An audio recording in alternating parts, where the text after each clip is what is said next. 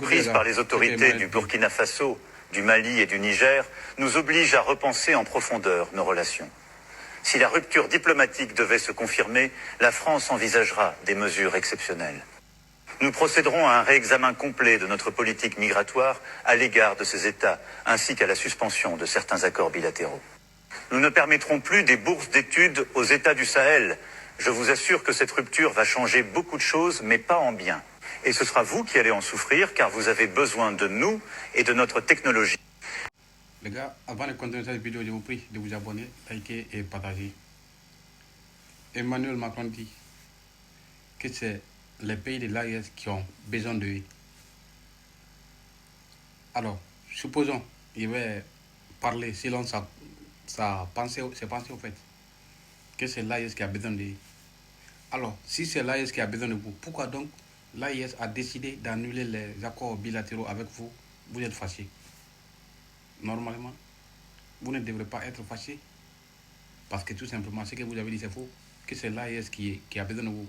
Mais par contre, c'est vous qui avez besoin de l'AES. Ça, c'est la première. Je tiens à vous corriger. Vous dites que les bourses, vous ne donnerez plus les bourses aux étudiants maliens, burkinabés et nigériens. C'est très bien. Ce n'est pas le seul pays au monde. La France n'est pas le seul pays au monde. Il y a plusieurs pays d'autres. Déjà, avant la prise de cette décision, le Mali, le Burkina, le Niger envoyaient maintenant les boursiers en Russie, au Maroc, au Tunisie. Cela veut dire qu'ils sont prêts. Ils s'étaient préparés avant. Alors, déjà, il aurait voulu que vous réfléchissiez. En politique, on n'agit pas avec le cœur, mais avec la tête. Vous dites que non.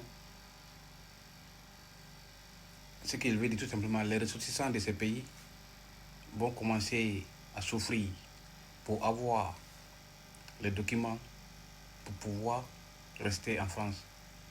C'est ce qu'il veut nous faire.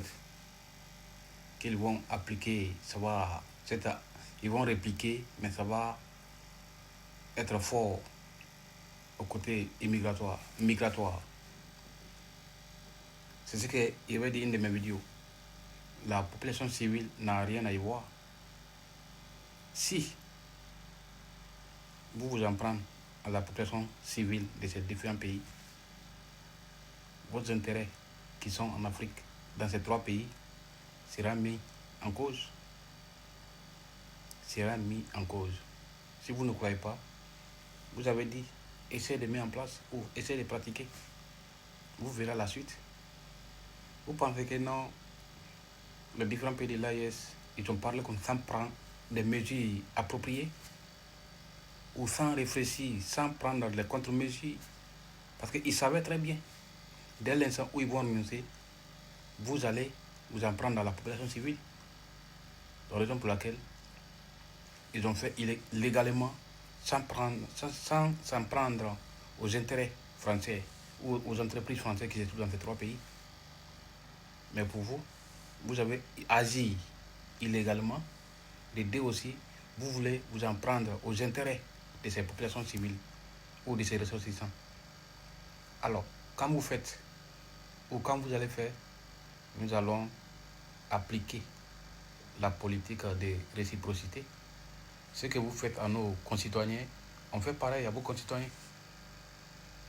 Entre nous, qui va souffrir? Comme vous avez dit que non, c'est nous qui vont souffrir. Alors on verra les personnes qui vont souffrir vraiment. Les gars, donnez-moi votre idée en commentaire. N'oubliez pas de vous abonner, liker et partager dans toutes les groupes, les gars.